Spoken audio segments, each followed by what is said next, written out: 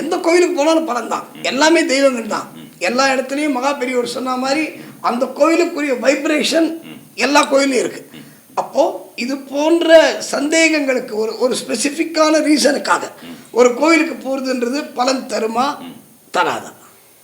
ஏற்கனவே சொல்லிட்டேன் அதுக்கு பதில். நம்மளுடைய எண்ணம் தான் வாழ்க்கைன்ட்டு. இப்போ இந்த கோயிலுக்கு போய்ட்டு அந்த எண்ணத்தை வந்து நம்ம ஒருமுகப்படுத்துகிறோம். அந்த ஒருமுகப்படுத்தின எண்ணம் தான் இங்கே வேலை செய்யும். அதே நேரத்தில் வீடு வாங்கினா என்ன வேணும்? பணம் வேணும். அப்போது பண வரவுக்கு உண்டான வேலையை பார்க்கணுமா, வீடு வாங்குகிற கற்பனையில் இருக்கணுமா? வீடு வாங்குகிற எண்ணம் வேணும், அதுக்குண்டான பண வரவு வேண்டும் அப்படின்ற ஒரு விஷயத்தை எடுத்துக்கிறோம். குழந்தை பிறக்கலான்னு ஒரு விஷயம் இருக்குது. இப்போ குழந்தை பிறக்கல, ஒருத்தருக்கு ஆண் பெண் கல்யாணம் ஆகிட்டு குழந்தைய பிறக்கல. குழந்தை பிறக்கிறதுக்கு என்ன வேணும்? ஆணுக்கு வீரியம் வேண்டும், 3ஆம் பாவம். பெண்ணுக்கு கருமுட்டை சம்பந்தப்பட்ட கர்ப்பப்பை சம்பந்தப்பட்ட விஷயம் சரியா இருக்கா இல்லையான்னு பெண்ணுடைய 8ஆம் பாவம் பேசும். ஆணுக்கு வீரியம் இருக்கா, அவனுடைய விந்தணு ஆற்றல் இருக்கா அப்படின்றது ஜாதகருடைய ஆணுடைய 3ஆம் பாவம் பேசும்.